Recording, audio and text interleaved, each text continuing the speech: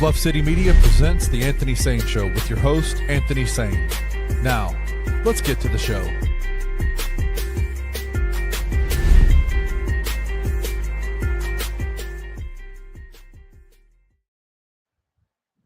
What's going on, everybody? Welcome to the Anthony Sain Show. Here with my guy, Kenny Stubblefield, so host Anthony Sain. Kenny, what's going on, my brother? Man, it's a good day. It's hot as hell, but it's a good day outside, man. How are you? Man, I'm good, bro. I'm giving Waldo's too much free pub, man. Man. The water cup beating my lips every day, man. I gotta Are go we back still to drinking spring water from yesterday from Hot that water Springs? gone. Yeah, Julian still got a whole jug of that shit in the refrigerator, but mine is man. Yeah, my joint is out. But yeah, man, it is a Tuesday. Oh crap, Portland just did something. What'd they do? Okay. But T. Stabile opted into his contract. I'm about to say He's still in the league? Yeah, he's still in the league. Yeah, Portland is wow. Saying we're just gonna stop everybody and still be ass. That's their that's their goal for the season, is to stop everybody from scoring yet still suck. We'll talk about that in the second segment of the show. The Portland Trailblazers, as well as James Harden, man, just out here getting his name caught up in some nasty stuff, man. In the climate we live in now, this is not the stuff you want your name to be attached to. I'm going to ask the question today: has LeBron James stealth retired, Kenny Stubblefield? Is he going to come back and tell us 5 years from now that he retired in 2022? I'm going to ask that question today about LeBron James. We'll talk about that. And also, Kenny, I fell down a rabbit hole on YouTube and found myself watching the Pistol Pete movie, a movie I hadn't seen since I was a child. I'll talk about that to close out the show for Inside the Same Brain, the Pistol Pete movie. But, Kenny, I want to start about talking about this. The NBA draft is tomorrow. Your Memphis Grizzlies, my Memphis Grizzlies draft at the 16th pick. This is a pick that they did not have a couple weeks ago, Kenny Stubblefield. The Memphis Grizzlies did not have a pick in tomorrow's NBA draft, but they acquired one early one Sunday morning, Kenny Stubblefield, on the Father's Day. I was not in my father's house on this Father's Day, but the Grizzlies did acquire a pick early one Sunday morning from the Orlando Magic in the trade for Desmond Bane, to send out Desmond Bane. You got back Kentavious Caldwell-Pope. You got back Cole Anthony. You also got back 4 first-round draft picks and the access to another one from the Orlando Magic in a pick swap. You got the 16th pick back, Kenny Stubblefield. We talked a few weeks ago how the Grizzlies had a plan, a pretty elaborate plan, and that they wanted to renegotiate Jaren Jackson's contract. And we talked about how this could happen, how you could make that path, and how they were going to renegotiate Jaren's contract. They were going to get money to pop up under the cap. And they could renegotiate, eat that deal, and then extend that deal to get Jaren a max contract extension. So where he wouldn't have the super max money, but he would have his big max contract that he could use, and he could extend off. He could have that deal for the next, I think, 4 or 5 years, and it could get him back into free agency faster than it would if he went into free agency after next season, right? We talked about those things. I said, I believe that's what the Grizzlies are going to do. And ever since then, everyone has pretty much co-signed with that. Not co-signing me, but that's pretty much been what the belief has been, that the Grizzlies would do these type of things. And Mark Stein even wrote an article saying that it appears that that's what the Grizzlies are preparing to do, to free up as much money for Jaren Jackson Jr. as possible. But like I said, Kenny Stubblefield, that was all before you acquired the 16th pick in the draft. Kenny Stubblefield, something that had not crossed my mind until literally this morning when it comes down to that 16th pick in the draft, right? It's part of the Grizzlies' mathematics of the money they were going to get for Jaren Jackson Jr., included not having a first-round pick. Right. Because when you have a first-round pick, that is a contract that is slotted. There's a slotted guaranteed amount for a pick that's taken to 16. And that roster amount is $4.4 million per year next year. So if you go back to, I sent you a picture. I don't know if you still have it with you. But Bobby Marks put out a tweet about a while ago breaking down Jaren's money and the things that the Grizzlies can do. And one of the things he said is that the Grizzlies can renegotiate the $23.4 million, which is what's owed to Jaren for 25-26, with cap space, including the Santi Aldama free agency hold, which basically means that they don't have to renounce Santi Aldama's rights. They can let go of they can say Marvin Bagley's been real. Lamar Stevens has been real, and Luke Kennard has been real. We can let you 3 guys go. That will put us under. That's when you denounce the rights to those guys. That means the cap holes that are on those guys' spots disappear. So it means that money goes to zero, and those guys become unrestricted free agents. You have no rights to them. They're gone. Right. Doing that would free up the Grizzlies with a nice little piece of money, around $6.9 million under the cap. If you let those guys go, you're over the cap now. But if you let those guys go, we'll put you around $7 million in cap room. You could then take that amount, add it to Jaren's current deal of 23, and then do an extension off of that amount of money, 140% extension, which would make his new deal. His new deal will be at $30 million, and you can get a $190 million deal over 4 seasons. But being that you now have this first round pick at 16, it changes that whole math equation, Kenny Stubblefield. Okay. Because now that $6.9 million is now 6.9 minus 4.4 because you got $4.4 million in guaranteed salary that's coming in from a rookie. So that stings. That changes the whole calculus of everything. Something that's not listed in Barbie Mark's math is John Conchard's contract, which is something the local media have been talking about for a while. The Michael Coles, the Jrue Hills, myself, we've all talked about how there's a John Conchard contract out there where the Grizzlies could do a deal where they would give up draft equity to make John Conchard's deal disappear. This is something that the Grizzlies have been rumored to do for years now, that they would end up giving up draft equity to get off of his deal and make his deal basically disappear. This is something they've tried for a while, but it seems like it's even more evident it's about to happen, or pretty much has to happen for the Grizzlies offseason to go the way that they wanted to go with Jaren Jackson Jr. And this goes back to the information we had yesterday from Mark's time that I was saying it looks this way. But after I read that one more time with the realization that, hey, there's a guaranteed deal that's coming from that deal. If the Grizzlies do make a move in the draft, whether they move up or they move down, they have to be aware. They have to be respecting the fact that they have to be careful with what they have left in salary cap space after all their wheeling and dealing is done. Yeah. So you're either going to have to trade away John Conchard for nothing, which will require you to give up a draft asset, or you're going to have to make a deal where John Conchard goes away in that deal, where you throw him into the deal like they tried to do with Brooklyn last year. Right. And you may be having to do with Brooklyn again this year, all right? Right. But that's something we have to think about in the next 24 hours. I mean, the next, whatever time until tomorrow, the draft, and out on through the summer, is that I'm telling the Grizzlies fans, before you get mad, I'm allowing you time to buffer yourself, to be prepared for the Grizzlies to be in a situation where we make a deal where you send out John Conchard and nothing else comes back, and you give up a draft asset, whether that's 2 second-round picks, whether that's a first-round pick, whether that's a Grizzlies pick, whether that's an Orlando pick. There is a good chance that you may be in a situation where you're giving away John Conchard for absolutely nothing, strictly to get back to that $6.9 million number. Because I can't remember John Conchard's contract. Let me pull it up real fast. Let's see. I think he's making around $6 million a year. Yeah, I think it's like $6 million. Right. So in that case, let's say that you trade back to 27, Kenny. Yeah, 6.16. Exactly. Good math. Let's say you trade back to 27, right? Which is the where the Nets are. I think the Nets are at 27. You trade back to 27, and that rookie number is 2.8 million as opposed to 4.4. You trade with them, and you still get that. You pretty much get that money back.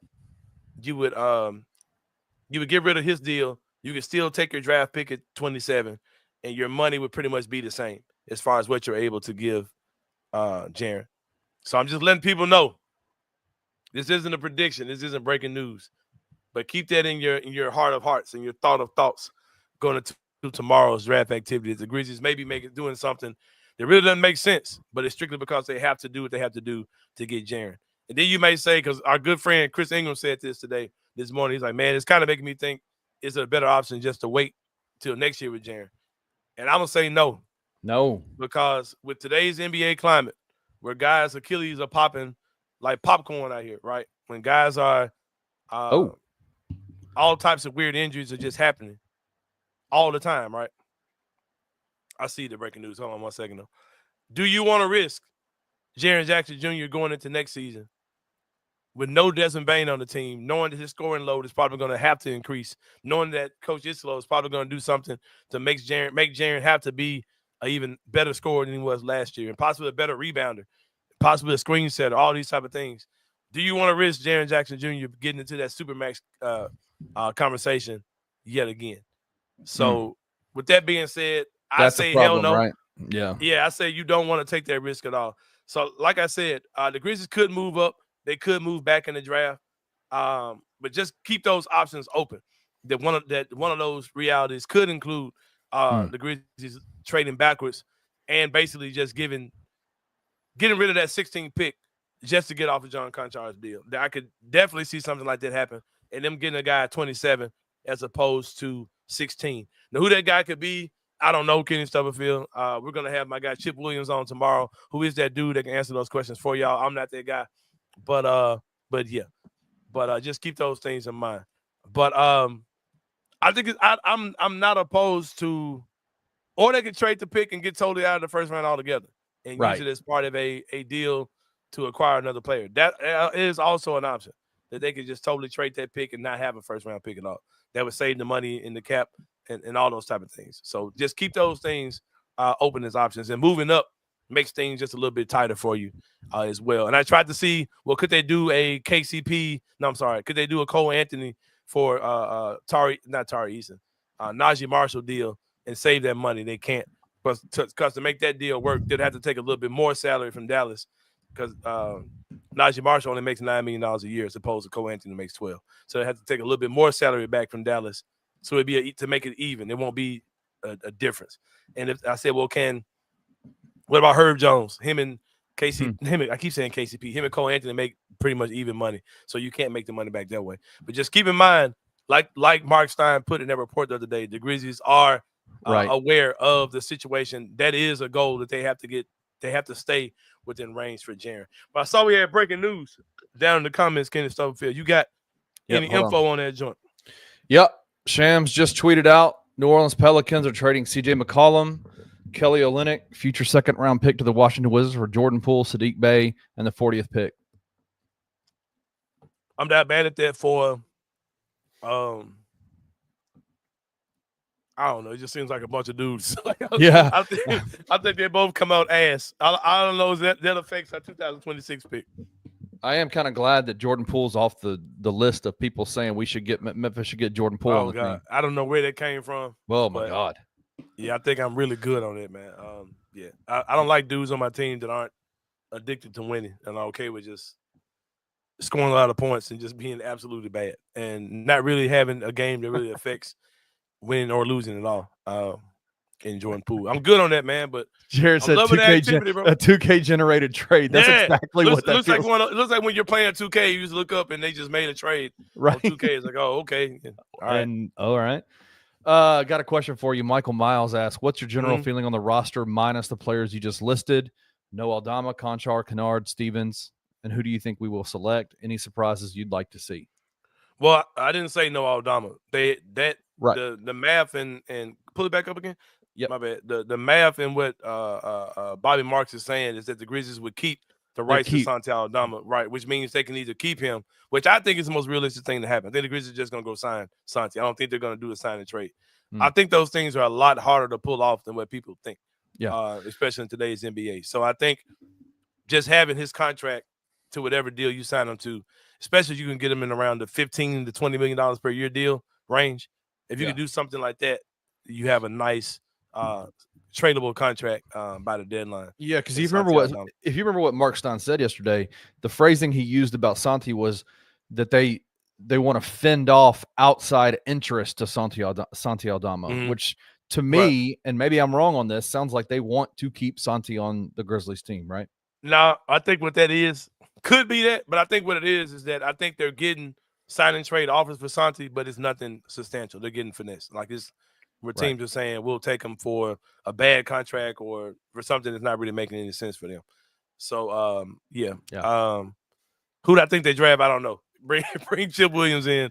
Tune in tomorrow, boss, and we'll discuss those things more in detail. I like the CMB kid. I think he could be a really good player. Y'all know I like Neek Clifford. Outside of that, I don't really know what to tell y'all. But there's a few guys that I think are interesting. I just think I'm interested to see, like, I'm all about kind of like what the story is trying to tell, like what they do, what story are the Grizzlies trying to tell us, right? Like, and so with all of the things that you discussed with the Bobby Marks thing today, with the breakdown of like, you know, how do we get to a place where we can re-sign Jaren and it not completely destroy the Grizzlies' future moving forward in terms of the financial hit that it would take? It won't affect, like, if you're trying to say, okay, I'm going to make this trade. I'm going to make this trade for this guy. You can do all those type of things. It's not going to affect that too much at all. But it can get squirrely with this draft pick because this is just added salary you're going to drop on top of what you already have that could really screw up the whole thing that you didn't have in your math equation 2 weeks ago. So you got to wonder. Really you got to wonder what, like, for all the things that we know about Kleiman in the front office, we know they are salary cap guys. They understand how to navigate that. They understand the implications, all the nuances of from the CBA to the salary cap, all that kind of stuff. They understand that. So you have to wonder the idea of getting into that 2000 the draft tomorrow night, the 16th pick. They had to have all of these options and these things that they could potentially do on their radar when they made that move to get Desmond Bane out of here. It'll be interesting, man. Like, if they decide to move back, I think it's telling us a lot, right? Like a lot about what the Grizzlies are going to do during the offseason with Jaren, how they're going to move some of these assets around. You know, if they stay at the 16 and then move up or potentially move up in the draft, that will tell us a story too. So I'm interested to see what happens, man. It's going to be a wild day tomorrow. Because you can see a situation where the Grizzlies move up and they get into the range of a guy who's making. I'm looking at the range. What would it be? Yeah. What's the range for a rookie contract? Guaranteed money. If you get into a guy that's in the top 10, like that Toronto pick is out there, right? That's a $6.8 million contract, which would be the entire balance of what you thought you would have to pay Jaren, right? So if you get into that type of category, that's like saying I trust this guy to the point where we're gonna bet on Jaren going into free agency next season, because that's pretty much where you're at as far as that type of thing happens. But like I said, just be prepared for anything to happen, man, including a deal where you're just paying to get rid of John Conchar. Here's the question, though. This is the question everybody wants to ask then. Is Jaren worth all this? All what? All the moves that would have to be made, the money that it would take, the things you would have to do to not slim the roster down, but the moves to get off Conchar's contract, to lose a couple of assets, to move back in the draft, to do all those kind of things just to get Jaren signed this year. Is it worth it?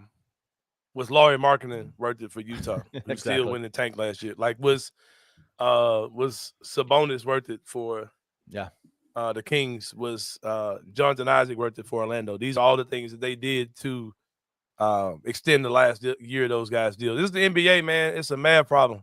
It's not just a thing of, is a guy good, is a guy bad. That's why I roll my eyes at the podcast that Draymond had, or anybody who's saying, oh, the Grizzlies made this Desmond Bane deal because they're cheap. They're cheap. That's so crazy. That's not what it was, bro. Like, because they're still paying the same amount of money in two dudes. They're paying that money in KCP and Cole Anthony. They're still spending the same money. Like, and Draymond's like, well, this is the Grizzlies just being cheap. They don't want to pay Dez. Like, bro, they're paying the same amount of money. You just have to be wiser with how you're spending that money. Like, if you got like, it's how you're cutting the pizza, man. Are you gonna be able to feed? It's back like when we were in elementary school, bro, when they had a pizza party and the piece of pizza was about big as this cone, like right. It was that's a slice, dude, because it was cut that many ways to feed that many kids, bro, or to just give the illusion that you're feeding that many kids. So, but the Desmond Bane deal had nothing to do with being cheap, because you're spending that money regardless, bro.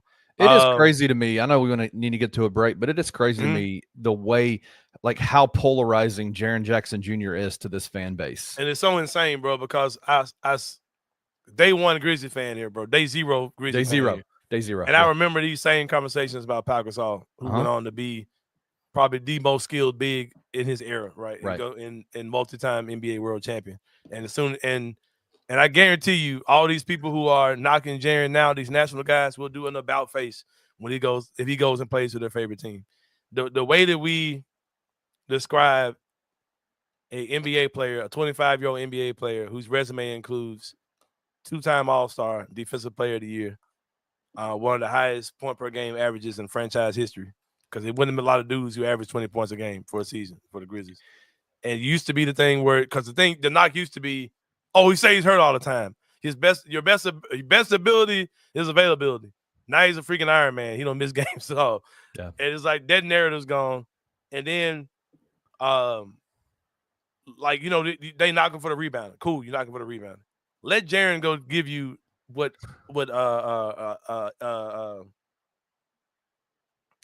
Turner was giving you for oh my God, Miles Turner was giving you for the Pacers, right? That man would be getting destroyed. That man took 4 shots in Game 7, dude. And I saw people that were ready to crown Miles Turner like, the Grizzlies don't need to go get him. Like, look what that dude was doing. Yeah. He averaged like 4 rebounds a game in the freaking playoffs. You said something to me when he got picked third team or second team. Was it second team all defense this year? Was he second team? We went through on the show, and you can go back and check it when the day after it was announced. We went back and started looking at all the statistical averages from everybody that made the 3 all NBA all defensive teams. Jaren averaged more points than anybody on all 3 of those teams. Nobody on those all NBA teams were guys that were also the leading scorer on their team, except for I think Anthony Edwards, if I'm not mistaken. I had this conversation with a gentleman. I know the guy, and he tagged me on Facebook, and he's just talking about Pascal Siakam, right? Oh man, if Jaren played like Pascal Siakam, and if you put their numbers side by side, they're pretty much the same dude. Bro. I think Siakam averages like 1 more rebound, but Jaren, he's like, oh Jaren, shoot too many threes.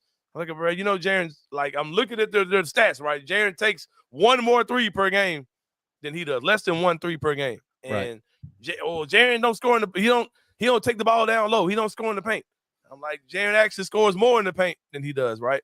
And then Game 7, when Halliburton goes down, Siakam looks like a dude who ain't good enough to carry a team. Just looks like a dude. Just looks like a dude, man. And when Kawhi went in Toronto, Pascal Siakam looked like a dude who couldn't carry a team, right? Like, I mean, it's like I don't understand it, man. I think it's part of the kind of the self-hate thing we have with Memphis, and then just the fact that we see everything Jaren does, good and bad, and we see other guys' highlights, but we don't see their lowlights.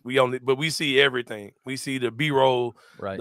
Everything with Jaren, right? So I get it, bro, and I understand. I get the criticism that Jaren gets. I co-sign some of the criticism that Jaren gets, but the way that we act like he's just like this super regular dude, like some regular dude, right? Just let him walk or trade him for whatever. I'm like, come on, bro. Like Jaren is a top 30 player in the NBA. Could you imagine what he would command on the open market if he hit if the Grizzlies did open? It would be crazy. We actually would get fleeced because he's not making enough money. Like the type of guys that you actually would get for Jaren, he don't make enough money per year to even get those type of dudes. Like that's the conversation I'm having with fans forever, man. And like I said, I'm a fan of Jaren. He frustrates the shit out of me too with some of the stuff he does. But we really talk like he's just this expendable dude, bro. And you're also talking about a guy, bro, who's never had a coach who's actually made him part of the offensive system outside of everybody get out the way and let Jaren go score. Like there's never been plays ran for Jaren. There's never been a pick and pop or pick and roll play for Jaren. Like there's really been a lot of coaching malpractice with how underdeveloped he's been as a player. Now he's kind of found his way with Chris Johnson summer drills. Only thing we have to give credit for any development with Jaren. Shout out Chris Johnson, man. They actually shot down because I don't shot in because I don't like how Jaren's game has been developed on that dude. And if you talk to a couple other people, they'll tell you the same thing for sure. But Kenny, we're about to take a break, man. When we come back, it's gonna be time for the 3-pointer here on the Anthony Sain Show. See you guys in a minute.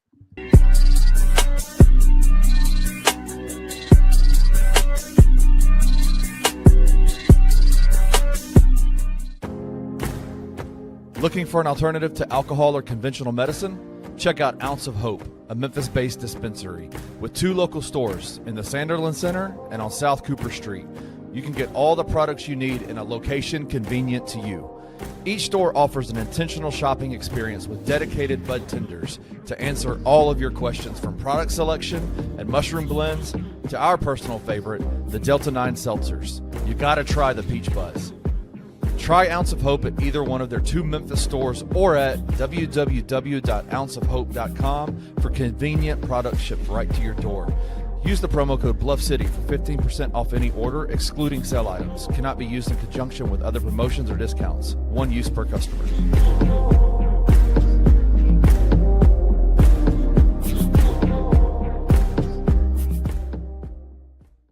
Does the league look at these Achilles? Do they look at Tatum, Tyrese, Dame? Do they look at these and they're like, maybe they're playing too? I mean, they're not going to shorten the season after that. I mean, there's too much money tied up for the league in advertisement revenue and ticket sales. There's too much money tied up for the players.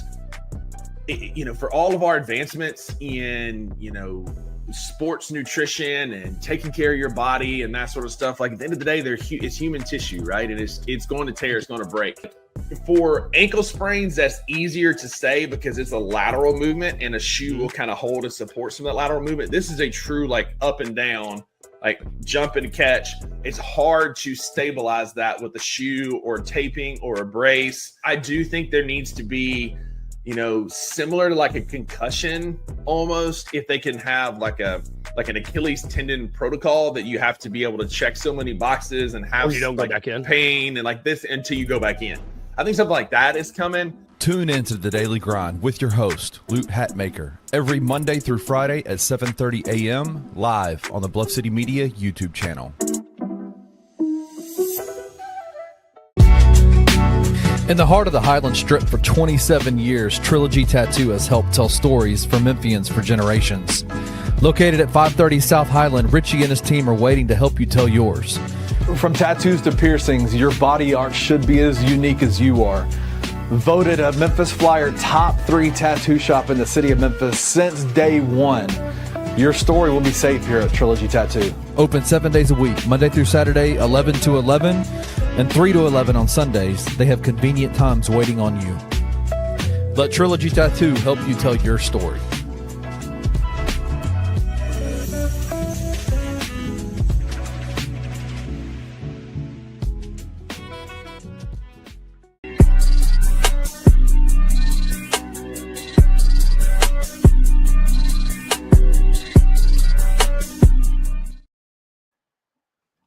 All right, y'all. Welcome back to the Anthony Sain Show. I see there's onslaught going on in the comments. People arguing about Jaren. It's so weird, bro. It's just super annoying, bro. I just don't get if Jaren was this if Jaren was maybe 2 rebounds better than what he is now. If Jaren was averaging 8-9 rebounds a game, you're talking about a guy that's dead serious all NBA player. Dudes ain't even got to get hurt. Right. And y'all be bitching about what he's getting paid then because he be making $80 million a year.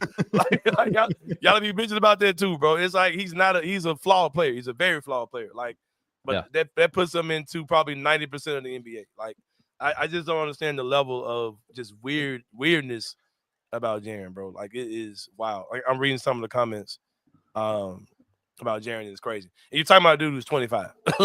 You're not talking about you're not talking about some he hasn't dude even who's entered his prime yet, bro. Man, it's probably not even started yet. And like I said, I'm looking at the back and forth in the comments, and we appreciate y'all for. Wayno says, imagine a world where we judge an artist by their first year drawings. Sometimes you have to let these players develop their skills properly rather than race to an imaginary finish line. Yeah, man, it's nuts. It's nuts. And then the guy that was comparing Siakam to Jaren, right? I was like, bro, that Siakam hit his development curve around about the same time. Yeah. Age Jaren is now. He didn't really get good until he was Jaren's age, right? He started turning that corner. And you realize he's 5 years old. He's 30, bro. He's probably 35. We're just gonna be honest. And when things got tough and when their best player went down, he wasn't able to rise to the occasion either. I think he had 16 points or something like that in that game. It's just so crazy, bro. Like, but it's crazy because we talk about Jaren, but then you see other fan bases salivating. Like, I hope the Grizzlies are goofy enough. Please let him. Jackson Jr. Please let him be available, right? Especially with the amount of money that he's making right now. Like, I mean, dude, yeah, it's unbelievable. And then if you trade him, if he gets traded, just like Luka, his option to get the Supermax will disappear. Right. So teams like, yes, please be that dumb to send us Jaren Jackson Jr. at the money he's at right now. Usually when it comes to arguments about players, there's usually kind of two camps that are he's perfect or he's the worst. What I'm hearing a lot of times with Memphis Grizzlies fans is the people that are saying, listen, this guy is an elite power forward in this game who, like, you probably can't name 5-6 power forwards better than him in the game right now. Right. But acknowledging there's still flaws. The other side of the argument is he's terrible at everything and can't do anything. And it's like, man, like it's just so good. I usually try to say it's somewhere in the middle, but even in this situation, I just go, yeah, man, most people say, yeah, he's a flawed player. He's also 25 years old, right? Yeah. Like, and he's also never been put in a situation where he's able to maximize what he does well. Like it is absolute insanity. And it's just the narratives behind him. Like, all he does is shoot threes. Like, dude, he's one of the league leaders in paint points. Like, what are you talking like how are both of those things true? Like, it's like that's not true at all, bro. Like, there are bigs in the league that are taller and bigger than Jaren and shoot more threes than him. And Brooke Lopez is one of them. Right. Miles Turner is one of them. Miles Turner is one of them. There are dudes who literally don't touch inside the goal at all. All they do is shoot threes. There are bigs like that for real. Right. But acting like he's that is just not true, bro. Like, if you want to get upset about this game, I get it. I see it. That's fine. But man, Jesus Christ, bro. Like, the narrative that he's just a big that shoots does nothing but shoots threes is just stupid. Like, it's like, bro, he literally is one of the most efficient league leaders in paint scoring, ISO scoring in the league. And they don't even run plays for him. Like, he's literally just out there dribbling. Like, we saw him in the playoffs.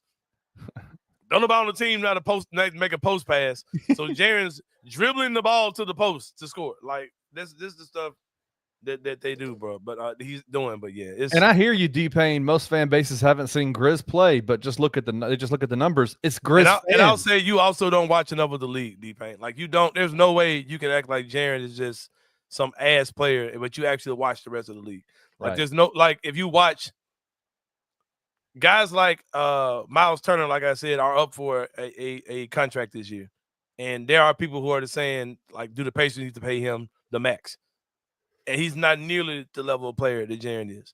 And I've seen people salivate over Siakam, like, oh man, I wish Jaren played like this. I saw Jaren bust that dude's ass twice this season, bro. Like, it's crazy, bro. Like, it's like instead of seeing Jaren and his flaws and being like, okay, damn, like Jaren, he's got this about his game that's jacked up. But in 5 years, or at the age of the guys I'm comparing him to, imagine what he could be. Instead of saying that, we're like, oh man, Jaren needs to be like Draymond. Like, it's just so crazy, bro. All of it is just absolutely crazy. And I think part of it is like Zebo came through here, and Zebo was power forward number one to a lot of the people who grew up watching the Grizzlies. Maybe that's it, because they're thinking that's what the power forward position is supposed to look like. But I don't know, man. But I know this. The only thing I will say as far as Jaren is I really hope that he puts in the work this summer. And I hope that Coach Isolo really has a plan to use him, like really use him. Because that's something that the was not doing. Like, that he was not using Jaren well at all. At all. But again, it's time for the three-pointer, man, where we talk about three things that are going on in the world of sports.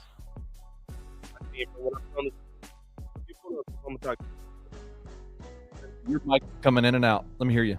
My mic is going in and out? There you go. Now you're back. All right. The internet thing. Yeah. Last night, Boston trades Jrue Holiday to the Portland Trailblazers. I have no clue what Portland is doing, except for putting together a very good defensive team. Like I said in the first segment, will still be ass.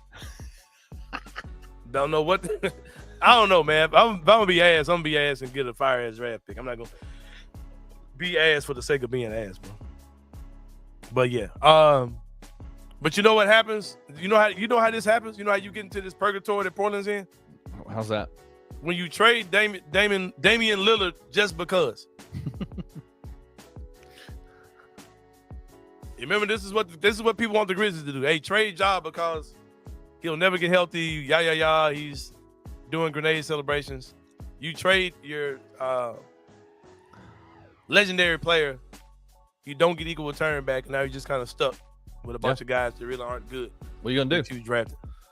This is what can happen. This is what people want Milwaukee to do. Yeah. This is what people want a lot of teams to do, to trade their best player. Now Dame, of course, is went on and got injured, and there's only so much Dame can do. But you trade away your relevancy for Jrue Holiday twice. Yeah. Who's 34 and probably is begging to get the hell up out of there. I don't understand what Portland's doing. Whatever, it's good for Boston, maybe. Anthony Simons is on an expiring deal. This Boston thing, man, keep your eyes on it. Yeah, man. What they may be doing. Could they be fire selling, you think, a little bit with Jason out? I can see them having to make some tough decisions, man, and saying, okay, who do you want to be back on this team next year when Tatum is here? Because we're paying out the ass, and we're not going to be good. They're paying crazy luxury tax money this year. And I want to say that that Jrue Holiday trade, just so people can understand, they saved about $4 million in real cap this year, right? But I want to say they said it was like $40 million in tax relief just off of that trade they made yesterday. I was like, good God, bro. But yeah. I'm still tripping off of, is Jaren worth all this? Like, so what do you do, bro? Do you just say fuck it? Just like, yeah. It's like comments like that. Like, listen, CB, I got you, bro, but he's it's the last position most teams care about today. Bro, you got to watch more basketball, man. So is he good or is he bad, bro? Like, yeah, like what? That's not even true, fam. Like, last position most teams care about today. It's not true, bro. Like most of the best players in the league are playing at the forefront, whether they're true power forwards or not. Forwards are like the most like widely talked about needed positions because threes have just turned into dudes that run around and play defense. Right. It's CB. God bless you, bro. We appreciate you tuning in with us. Yeah, man. Shout out. Appreciate you for sure. But yeah, Boston traded Jrue Holiday. Portland. I don't know what the hell y'all doing, but it's all good. Number 2, Kenny Stubblefield. Our guy. James Harden sued in a lawsuit by a young lady. I hate to make light of this, bro. And I know it's tough. It's tough. Yeah. If we're I know if we're arguing about Jaren Jackson Jr. in the comments, I know that the alpha males are gonna be saying, "Oh, look at Sain pandering to the woman." Like, how do you know that she ain't making all this up? Like, the people who hate Jaren are also the people who say don't trust anything a woman says, because they're alpha males. Alpha males, baby. With no woman in most cases. But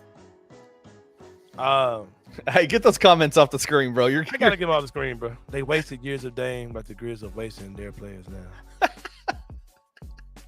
Perhaps, maybe. That's another thing too, bro. We really be comparing where our guys are to guys that are like 30 in their something. 30s, that are in their 30s. Yeah, we really be talking like we're wasting dudes at 25 years old, bro. Like, God, bro. I just don't understand how are we wasting anything and Ja ain't been healthy in 3 years. Like, how are we wasting Ja? Like, if you're saying Jaren's a bum, like you're saying Jaren's a bum, right? Right. But then you're also saying we're wasting Ja. Like, how are we wasting Ja and Ja ain't played in 3 years, bro? Ja ain't been healthy. He's not been available for 3 years, for almost 3 seasons. We're wasting him. Yeah. But Jaren is wasting Ja. Anyway, bro. D, we appreciate you, bro, for sure, man. I don't want you to think we jumping. Hey, man, cut the hey, close the door. You heard me, kid. Close the door. I gotta take these off so Sain can concentrate. Yeah, man. It's just I'll forever be distracted, bro, because I love engagement with y'all. James Harden.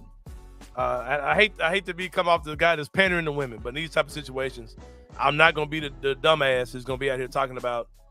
First of all, I'm not gonna be the guy who talk like I know these guys outside of who they are on the court. Right. I'm gonna go here too, man, because I've been sitting on his name for a while, and some people know who I'm talking about. A situation like this happened with Zach Randolph a few years ago. Yep. And it wasn't this. This was a direct, I'm accusing Zach Randolph of assault. a lady said that Zach Randolph assaulted her in the hotel room. And Eric Hasseltine comes on the radio and he says, I know Zach Randolph. I travel on the plane with him and I ride the bus from the arena to the hotel with him. And I've spent time with him. And I know that Zebo's not the type of guy to assault a woman. Right. And I came on Twitter and I was like, dude, what the fuck are you talking about? Like, first of all, you're not a woman and you've never been alone with Zach Randolph. So that the version of Zach you know has nothing to do with who Zach could be in those type of situations. And I said, I'm not saying that Zach did it, but I'm just saying you sound stupid to say that because of your interaction. Because you've been on a plane with him. Right, of what he can't do. Like, you're not even his friend, bro. Y'all work together. And you're the corny white man that's on the plane with him. Like, you're not cool with Zebo, right? You ain't part of whatever his inner circle. His inner circle, whatever. What was Zebo's clique called he used to have? Oh, man, I forget. Some mafia or some family or something. Something like that. Hey, bro, you ain't that, bro. So, and I said that to say, man, like, we don't know these guys outside of who they are on the basketball court, right? And I mention that all the time. And like I said, James Harden isn't being accused of assault, right? In this situation, it's a different situation, right? Yeah. Quick recap of the story: there was a house party at James Harden's house, and his nephew or his cousin was there, and he's the one that's being accused of not assault, but flat out raping his lady. Right. And the lady is saying that James Harden's hired security did not secure anything. Like they were in a position where they could have saved her, could have prevented this from happening. And they said that people were saying that people that were her guests at the party were saying, we're looking for so-and-so, where is she? And they believed that they were giving misleading information about her situation and were aware of what was happening to her, right? Ooh. And I'll say one thing. We don't know who these guys are outside of sports. And number two, I can't speak for anybody, but I will say for me, I believe I've never had this amount of money, Kenny, so I can't speak for myself even on this, right? But I believe, Kenny, I have an inkling of a thought to make me believe that if I were in this situation where I was making millions of money, $1 million worth of money, I would move a lot wiser when it comes down to these things. I have said these things about Ja. Like, Ja, why do you go to strip clubs? Like, you are a millionaire. Stop like, it. you can literally go on Instagram and order women like DoorDash and have them delivered to your house. Like, have them NIAs ready, NDAs ready, NDAs, whatever they're called. I'm broke. There's nothing I do in life that requires an NDA, so I don't even know what they call. And you can, in the language, you can say something like, "Hey, this man said door dashing women." Right. You can signing this agrees that myself as well as up to 12 dudes may partake in you tonight. These are the guys in the list. Wow. Check off which ones you down with getting with and which ones you ain't. Like, it would be, my life would be very simple. I would not be in these type of situations where this type of things happen. And number two, James Harden. Why are y'all inviting 40-year-old women to the party? Bro, like, what are we doing here, man? It's like, bro, you got birds. You got birds out here that are like 25, 26, your age, 30, whatever. Like, you know, once they hit 40, man, there's plenty of birds out there, man. They ain't got to be 40, man. Like, and I'm not trying to make light of this because something clearly happened, you know, in this situation. Yeah. But these NBA players just have to be smarter. And I ain't gonna lie, man. James Harden, from a guy who's a known trick, known for paying for it out here, known pay-to-play dude, you should know better. But it's also incriminating you because, hey, it's making you look guilty, fam.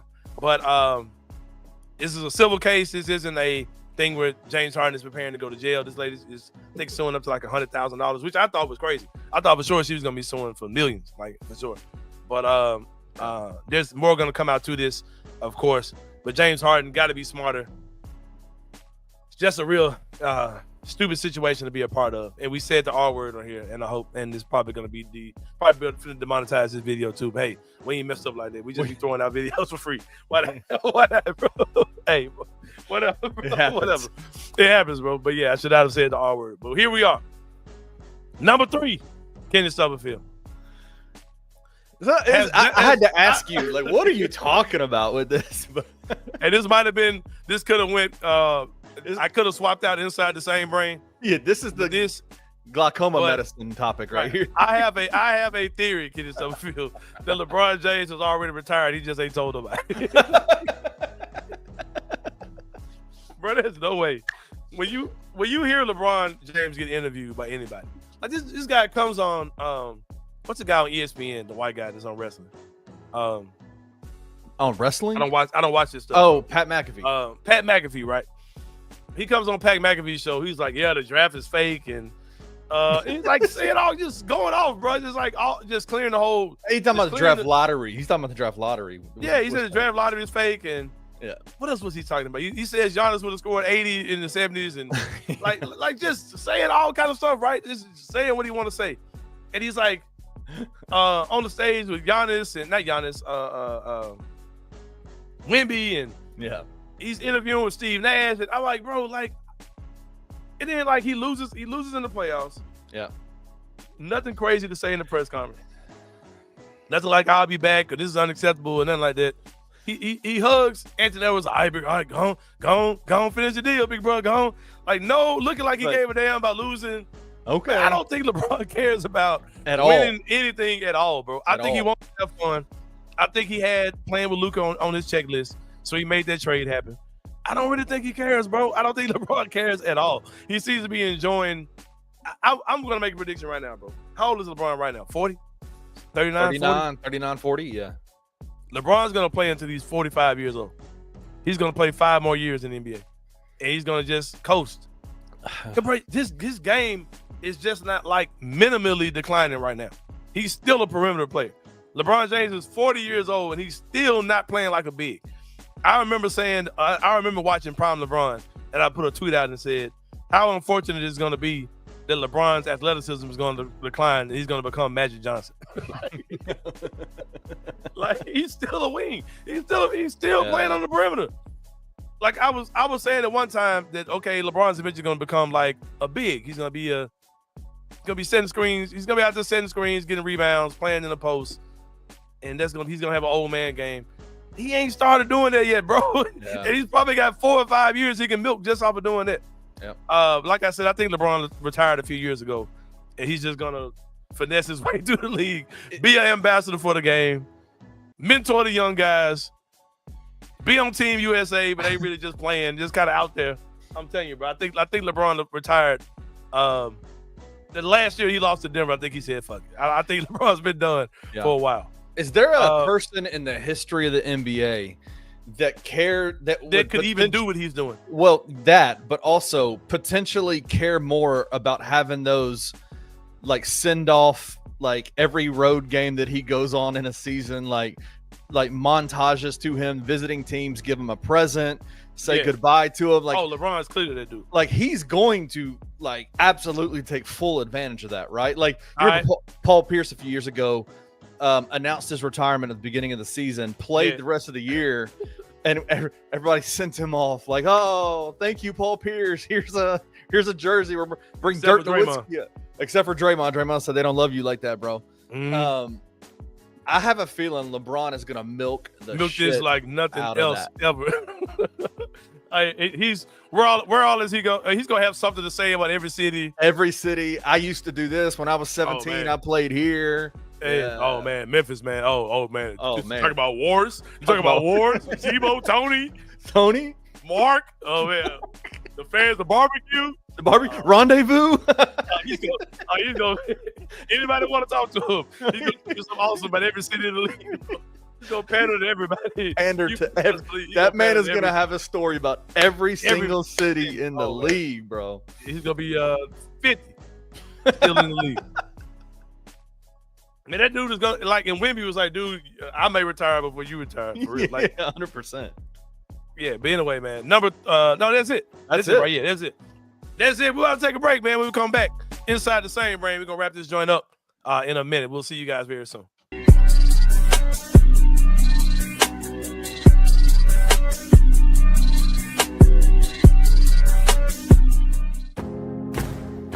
Looking for an alternative to alcohol or conventional medicine? Check out Ounce of Hope, a Memphis-based dispensary with 2 local stores in the Sanderland Center and on South Cooper Street. You can get all the products you need in a location convenient to you. Each store offers an intentional shopping experience with dedicated bud tenders to answer all of your questions, from product selection and mushroom blends to our personal favorite, the Delta 9 seltzers. You gotta try the Peach Buzz.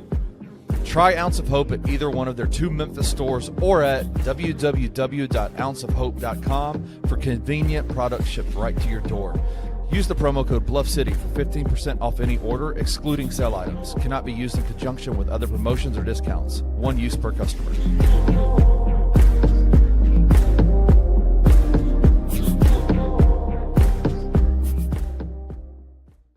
Does the league look at these Achilles? Do they look at Tatum, Tyrese, Dame? Do they look at these and they're like, maybe they're playing too? I mean, they're not going to shorten the season after that. I mean, there's too much money tied up for the league in advertisement revenue and ticket sales. There's too much money tied up for the players. For all of our advancements in sports nutrition and taking care of your body and that sort of stuff. Like at the end of the day, it's human tissue, right? And it's going to tear, it's going to break. For ankle sprains, that's easier to say because it's a lateral movement and a shoe will kind of hold and support some of that lateral movement. This is a true like up and down, like jump and catch. It's hard to stabilize that with a shoe or taping or a brace. I do think there needs to be similar to like a concussion almost, if they can have like an Achilles tendon protocol that you have to be able to check so many boxes and have you don't go back in pain and like this until you go back in. I think something like that is coming. Tune into The Daily Grind with your host, Luke Hatmaker, every Monday through Friday at 7:30 a.m. live on the Bluff City Media YouTube channel. In the heart of the Highland Strip for 27 years, Trilogy Tattoo has helped tell stories for Memphians for generations. Located at 530 South Highland, Richie and his team are waiting to help you tell yours. From tattoos to piercings, your body art should be as unique as you are. Voted a Memphis Flyer top 3 tattoo shop in the city of Memphis since day one. Your story will be safe here at Trilogy Tattoo. Open 7 days a week, Monday through Saturday, 11 to 11, and 3 to 11 on Sundays. They have convenient times waiting on you. Let Trilogy Tattoo help you tell your story.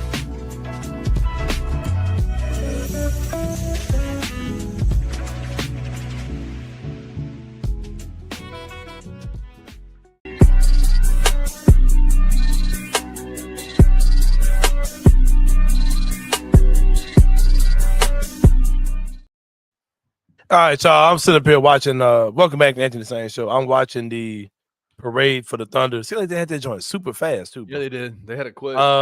This mess with AI, bro. Like, it look real. This doesn't even look real, bro. I heard they did it Tuesday because Wednesday night Bible study was not going to be interrupted by harlotry and debauchery. The debauchery Of an NBA championship parade in Oklahoma City. But Kenny Stone feels something that does not look like AI. It's the great tattoos you would get at Trilogy Tattoo. One Memphis location. They've been on Highland forever, man. Beautiful work. Show them your tattoo you got on your arm real fast. Yeah. Whether you're getting a tattoo. This is the latest one. one. I got like 8 tattoos from Trilogy Tattoo. Yeah. Whether you're getting a tattoo or whether you're getting pierced, man. My guy Richard Jarvis and company will get you straight over there, man. Yeah, man. Let them tell your story, man. Right. Trilogy Tattoos, Memphis born, Memphis bred. Been here 27 years, best in the business, ranking in the top 3, and more often than not, they number 1. And top 3, not 2 shops. or 3. They getting in the Kola Yoki treatment, man. They tired of them winning number 1. That's exactly what it is. Got to put some other little Rudy Poop, Joel Embiid or somebody or whatever to put them in there, man. But yeah, whatever, man. Give a little SGA action there. Yeah. Going on. But yeah, go check him out, man. Over there on Highland, my guy Richard Jarvis at Trilogy Tattoos. Kenny Stubblefield, it is time for Inside the Same Brain, where I talk about something that's on my mind. I very well could have swapped this out with the LeBron James story, right? LeBron James theory that I have that he's been retired. LeBron is gonna come and tell y'all, but I really stopped giving a damn around 2022. Y'all just want to be for real. I just kind of like playing for fun teams. I want to be around some dudes that can actually hoop. I ain't really care about winning the whole thing. All right, so Kenny, we were out of town, right? We were in Hot Springs. I talked y'all about the water. I was drinking the water yesterday. I talked about how water parks are freaking nasty. What else did I? Oh, but during that time, I can't remember why, but I was just kind of on my phone. I very rarely just kind of watch anything outside of a 20-minute video. Right. I don't even watch our shows on my phone. If I watch one of our shows, I'm watching on television. I can't sit there in my phone and just watch something that long. Right. But I fell down some type of rabbit hole, and it made me look up the movie called The Pistol, Kenny Stubblefield. It came out. I want to say it had to come out in either the late 80s or early 90s. And this movie was about Pistol Pete Maravich, right? And I remember very distinctly watching this movie as a young kid. Like I probably was around Gabe's age. I was born in 79. So if it came out in the late 80s. Yeah. 1991. Yeah. So I was like maybe 12 when this movie came out. I remember watching this movie around Gabe's age, right? And shout out to Richie, whose feed is always behind everybody else. I love it. But I remember watching this movie as a hey, kid. in 2 minutes, Richie, shout out to you, man. Yeah, shout out to you, Richie. 2 minutes. But yeah, so I'm watching this movie, The Pistol, as a kid, right? Yeah. And I just remember being like, oh man, I don't know who this Pistol Pete dude was, but he was cold. Like this movie made me think Pistol Pete was cold as a motherfucker. Like I don't know why, but this movie made me think he was cold.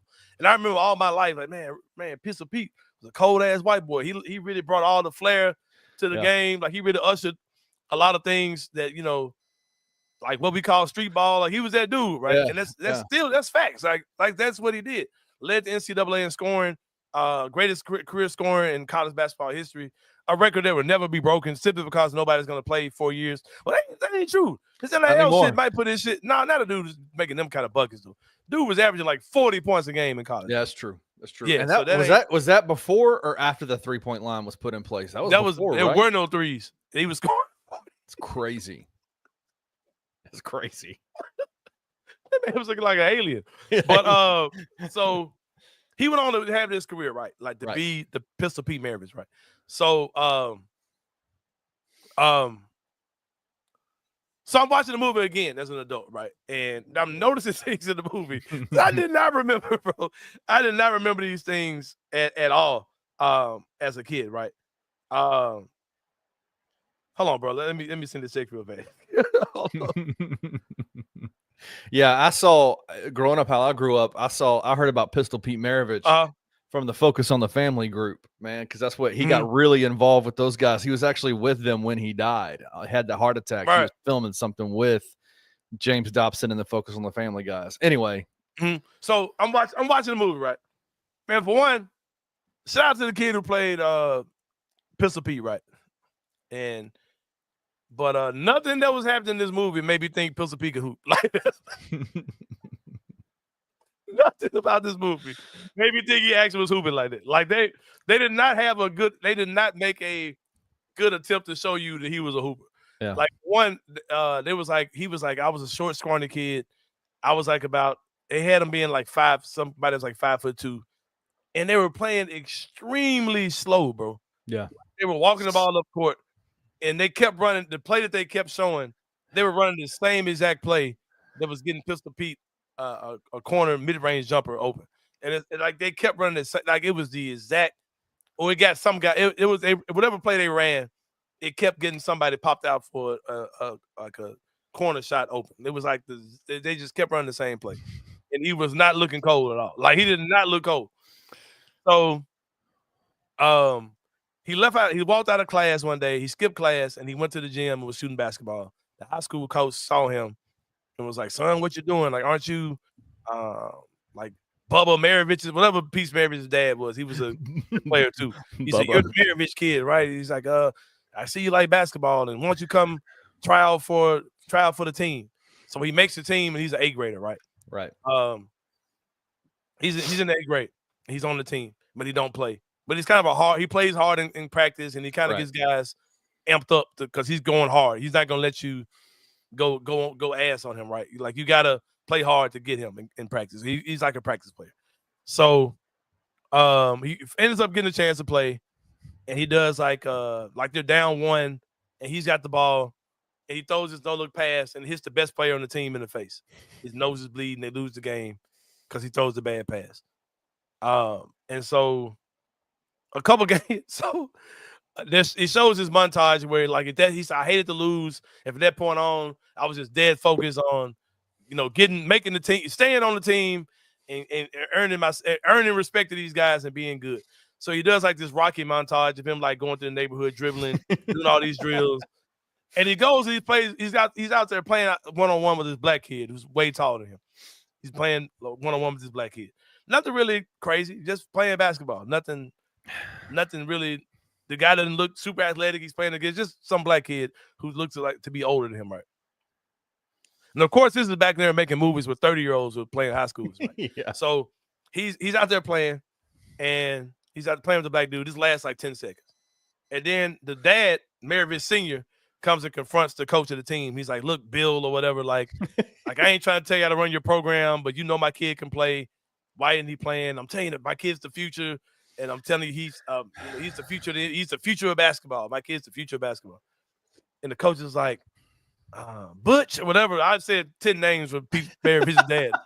Skipper, whatever his name. It's like Rusty or whatever. Like Billy like, Bob. Yeah, whatever. He's like, man, I hate to break it down to you, but I gotta be honest with you. What's going on? He's like, your son's getting involved in some things that you need to know about. He said, what are you talking about? What is he doing? He's learning how to play basketball from the colors.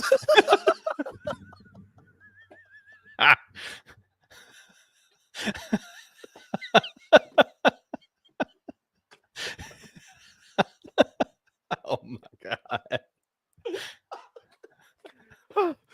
Okay. Oh. Let me get some water, brother. Oh God. Oh. He tells he learned how to play basketball from the colors, right?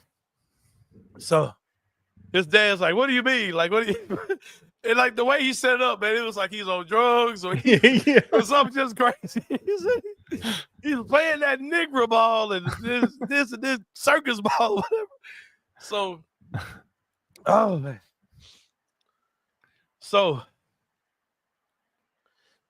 Pete Maravich's dad takes the high school coach to this game.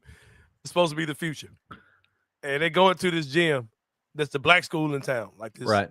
He was like, you guys are the best in the state, right? Now, keep in mind, they hadn't won the state championship yet. But they're still in the season. Like, you guys are the best in the state. But there are other teams out here, Bill or whatever. So he takes him to this high school game. This is black team. And they wear purple and gold, and they look like the Lakers. They look like the Magic. Everybody's like 6'8", grown-ass men on the team, right? They're dominating. They had a light show. Like, they cut the lights out. They had a spotlight. They had player introductions. Hip-hop music is playing. There's a high school team in the 60s, right? They got hip-hop music playing a spotlight. In the 60s. Not known for a fact. In those gyms back then, you cut them lights off. It's taking 20 minutes for 25 minutes to come back on. 30 minutes to come back on. So they're playing. So these dudes are the Lakers. And so they go on, they win the state championship. Pistol Pete's team. He gets on the team. He's good. They're playing slow as hell. Their fast breaks are not fast.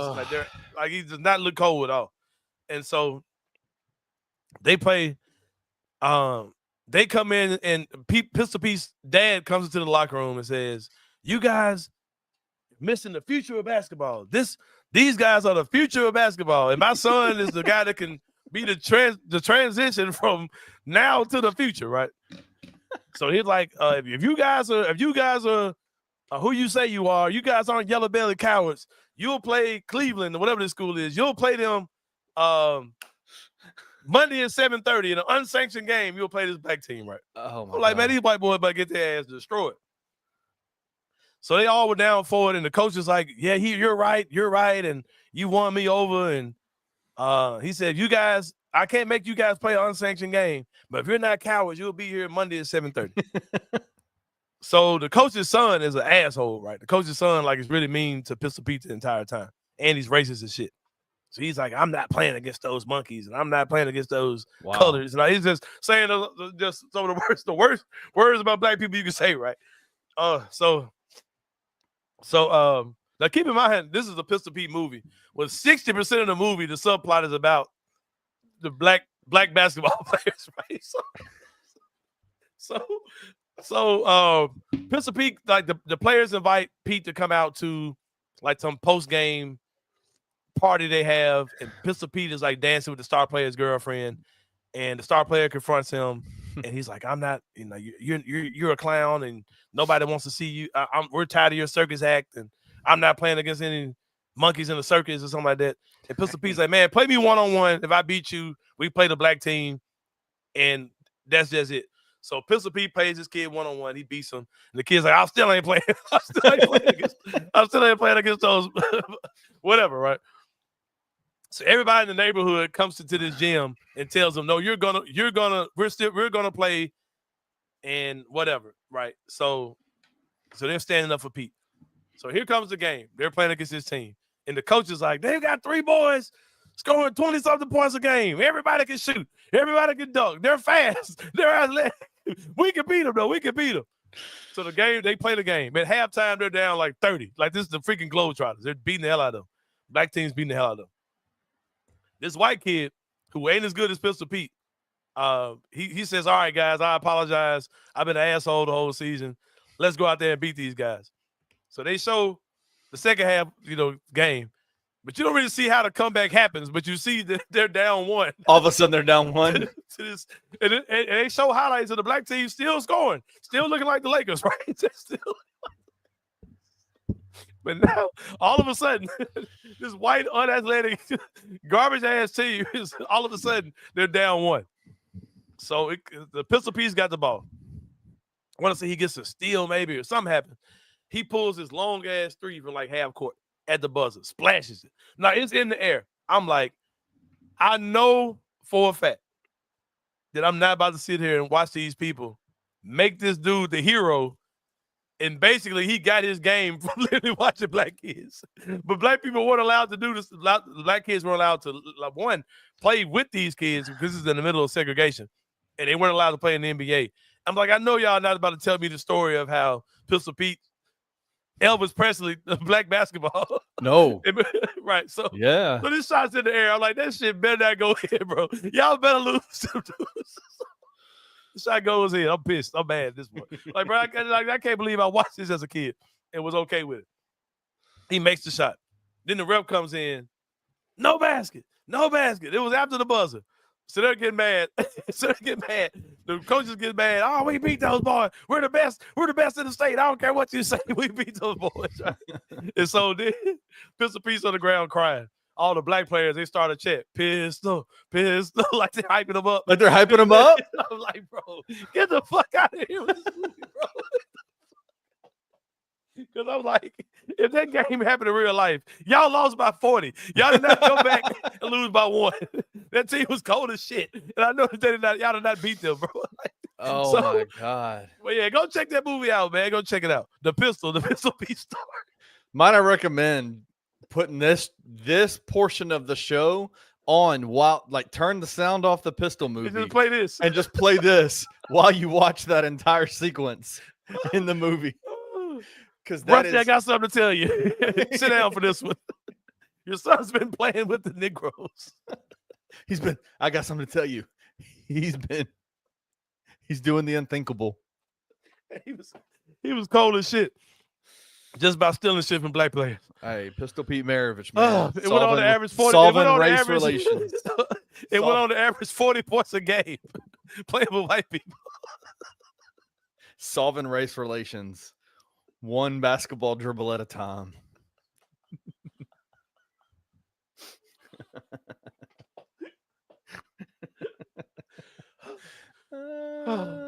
He said, I'm telling you, Billy, this kid's the future. My kid's the future of basketball.